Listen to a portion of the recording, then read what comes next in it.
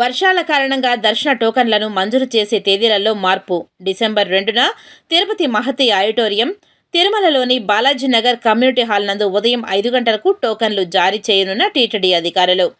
TTD ధర్మకర్తలి November 18న జరిగిన తొలి సమావేశంలో ప్రతి నెల మొదటి మంగళవారం స్థానికులకు శ్రీవారి దర్శనం కల్పించాలని నిర్ణయం తీసుకుంది.